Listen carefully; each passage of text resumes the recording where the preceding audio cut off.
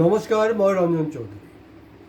আজি অলপ ডিফাৰেণ্ট কিবা এটা আপোনালোকক প্ৰেজেণ্ট কৰিবলৈ গৈ আছোঁ। চুটি ভিডিঅ' শেষলৈকে চাব। তাৰমানে এই যে পেপাৰৰ যে হেডলাইনবিলাক আছে ন, কাৰণ মইতো সদায় কৈয়ে থাকোঁ আপোনালোকক পেপাৰ কৰিবলৈ দৰকাৰ নাই, কিন্তু সেই কামটো মই কৰি দিম এতিয়াৰ পৰা আপোনালোকক। মানে যোনটো কেচি হেডলাইন লাগিলে তাৰ ওপৰত মানে আমাৰ যি নেৰেটিভছ সেইটো আমি কাম চেষ্টা কৰিম অহা দিনবোৰতো তেনেকৈ। এইটো ডিপেণ্ড কৰিব যে আপোনালোকে কিমান লাইক কৰিলে, শ্বেয়াৰ কৰিলে, কমেণ্টছ কৰিলে বা ছাবস্ক্ৰাইব কৰিলে এই পাৰ্টিকুলাৰ এই ভিডিঅ'টোৰ ওপৰত। তেতিয়া অহা দিনত আমি নতুন নতুন টেষ্টৰ বস্তু আপোনালোকক প্ৰেজেণ্ট কৰিম। আৰু এইটো ছিৰিয়াছ টপিকছ, আপোনালোকে এইটো মানে এণ্টাৰটেইনমেণ্ট বুলি নাভাবিব। কথাটো খুব চিম্পুল হয়। ক'ৰবাত চালোঁ যে লিখা আছে আপোনাৰ মেলনী আৰু মোদীৰ পুনৰ মিলন। কথাটোতো ঠিকেই, যেনেকৈ ৰাধা কৃষ্ণৰ পুনৰ মিলন সেনেকৈ পুনৰ মিলন। তো পেপাৰত যদি লিখিব পাৰে তো মই ক'বলৈ কি প্ৰব্লেম আছে, পুনৰ মিলন হৈছে। এইফালে আমাৰ মানে গুৱাহাটীত আহি আছে, জাপানৰ প্ৰধানমন্ত্ৰী আহি আছে। তাৰ কাৰণে একদম কটকটীয়া নিৰাপত্তা ব্যৱস্থা। আৰু কটকটীয়া নিৰাপত্তা ব্যৱস্থা কৰিবলৈ যাওঁতে কি হ'ল, ৰাস্তাৰ আশে পাশে মানে বুলডোজাৰ চলি আছে। তাৰমানে আপোনাৰ ইয়াত এই হিন্দুৰ হোটেল না মুছলমানৰ হোটেল দোকান সেইটোৰ লগত কোনো মতলবেই নাই।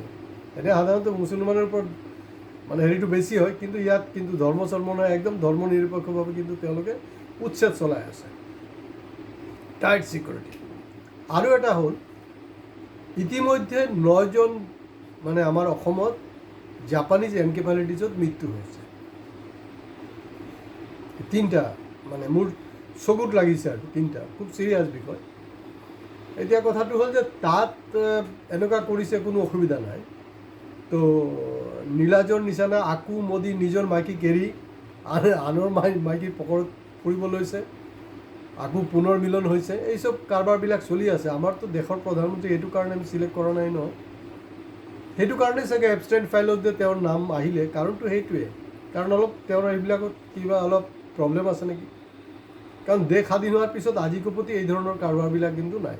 হয়, নেহেৰু চেহেৰুৰ ফটো, আপোনালোকে ইন্দিৰা গান্ধীৰ ফটো কিবা কিবি AI লগাই কিবা কিবি বনাই দিয়ে, কিন্তু এইবিলাকৰ একদম ৰিয়েল পিকচাৰ, ৰিয়েল ঘটনা। AIৰ কোনো ছিষ্টেম নাই, চব জল পটপট হৈ আছে। আৰু ভক্তসকল খুব মানে গদগদ হৈ আছে, যেনে এনেকৈ কৰিছে। এইখিনিত মোৰ মনত পৰিলে যে আমাৰ প্ৰধানমন্ত্ৰী কিন্তু এতিয়া ধৰি লওক যুদ্ধ লাগিছে, যুদ্ধ লগাৰ পিছততো তেল চেলৰ দাম বৃদ্ধি হৈছে, এইবিলাকতো বেলেগ কথা। কিন্তু এই ঘটনাটো হোৱাৰ আগত মোদী ডাঙৰীয়াই এটা উপদেশ দিছিলে যে তেল কম ব্যৱহাৰ কৰিব। অৰ্থাৎ এই আপোনাৰ যান বাহনৰ নহয়, ঘৰত যে যোনটো আপুনি খানা চানা বনায় তাত তেলটো কমকৈ আপুনি ব্যৱহাৰ কৰিব।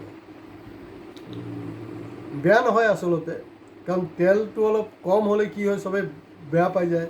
এইটো চব্জিত বেয়া হ'লেও এনেকুৱা হয়। আৰু এনেও যদি আপুনি মানে তেলিয়ামিটো কম কৰে, এইটো ঘৰৰ মানুহক বেলেগ বাহিৰা মানুহে বেয়া পায়। তো তেওঁ সেইটো ৰিমেডি এটা দিছে। মই ভাবি আছিলোঁ যে এইটো কি আৰু খাই বৈ কাম নাই, এইটো কেলৈ ক'লে। এতিয়া দেখিছোঁ যে মানে তেল চেল দিয়া দৰকাৰ নাই। এতিয়া ৰেচন দোকানবিলাকত এটা বস্তু দিব লাগে, এই যে মেলোডি চকলেট আছে নহয়, মেলোডি চকলেটটো দিয়ে। তাৰমানে ঘৰৰ মানুহবিলাকৰ যিটো মিলা প্ৰীতি, কি বুলি কয়, প্যাৰ মহব্বত, চব একদম উতলি থাকিব আৰু চব থাকিব। কাৰণ মেলোডি খাওঁ, খুদ জান যাওঁ, বা ফূৰ্তি হৈ থাকিব আৰু এইবিলাকৰ দৰকাৰ নাই। তো গতিকে হিমন্ত বিশ্ব শৰ্মা ডাঙৰীয়া এইবিলাক কিন্তু যোগান দিব লাগে। কাৰণ আমি দেখিছিলোঁ এই আপোনাৰ এড এটা দি আছিলে ইলেকশ্যন জিকাৰ আগে আগে, কিবা কিবি দিব, তাৰ মাজত তেলৰো এডো আছিলে। তো তেলটো দিয়া নাই, ভালেই কৰিছে দিয়ক, কাৰণ প্ৰধানমন্ত্ৰীৰ কথাটো শুনিছে। তো গতিকে আপুনি মেলোডি চকলেটটো তাত আপুনি দিব পাৰে, এইটো আপোনাক চাইছে। এতিয়া কথা হ'ল যে মুখ্যমন্ত্ৰী ডাঙৰীয়া কৈছিলে যে ইণ্ডিয়াৰ টপ 5 ষ্টেটৰ মাজত কিন্তু আমি হ'ম। আপোনালোকে গমেই নাপায় কিন্তু কেতিয়া হৈ গ'ল। কিন্তু আমাৰ চেনেলে এইটো মানে পূৰা চাৰ্চ কৰি ওলাই দিলোঁ যে সঁচাকৈ যে ইণ্ডিয়াৰ টপ 5ত কিন্তু আহি গ'ল অসম। ক'ত? গুৱাহাটী, য'ত ক্ৰাইম ৰেট ইণ্ডিয়াৰ টপ 5ৰ মাজত আহি গৈছে। কিন্তু আৰু কি লাগে কওকচোন?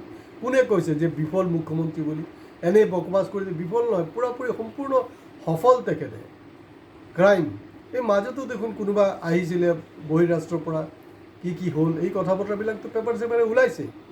আজি দিনটোত মানে বাহিৰত ওলোৱাটো দূৰৰ কথা, গুৱাহাটী চিটিত স্মাৰ্ট চিটিত ঘৰত থকাটো মানে মহিলা বা নাৰীসকলৰ কাৰণে নিৰাপদ নহয়।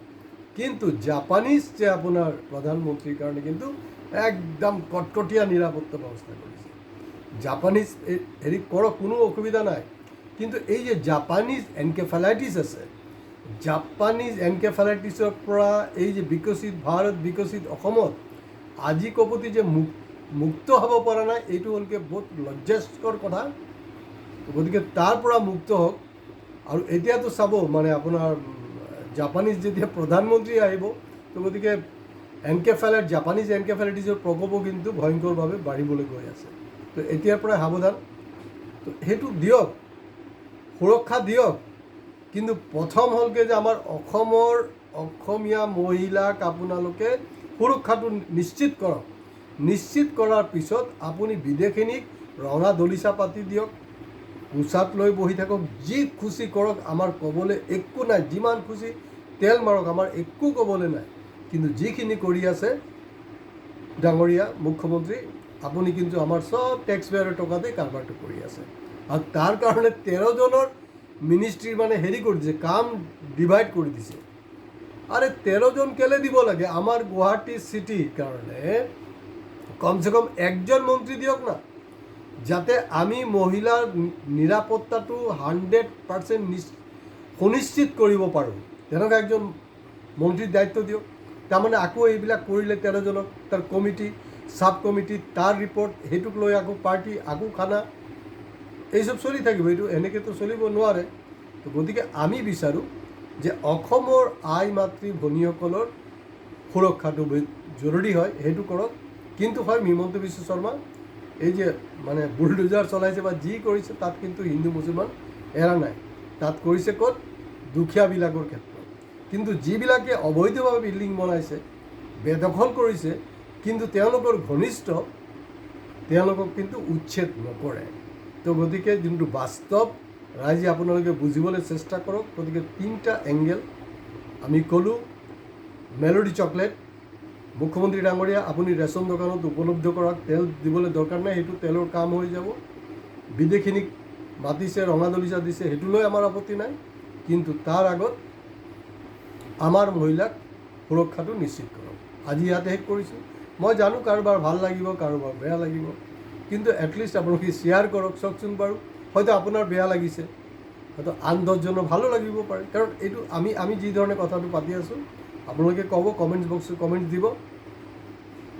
অসম বাদ দিয়ক, যে ইণ্ডিয়াৰ কোনো চেনেল এই ধৰণৰ কোনো ধৰণৰ নেৰেটিভছ দিব পাৰিছে নে নাই। আজি ইয়াতে শেষ কৰিছোঁ। হয়, ছাবস্ক্ৰাইব কৰিবলৈ প্লিজ নাপাহৰিব। নমস্কাৰ।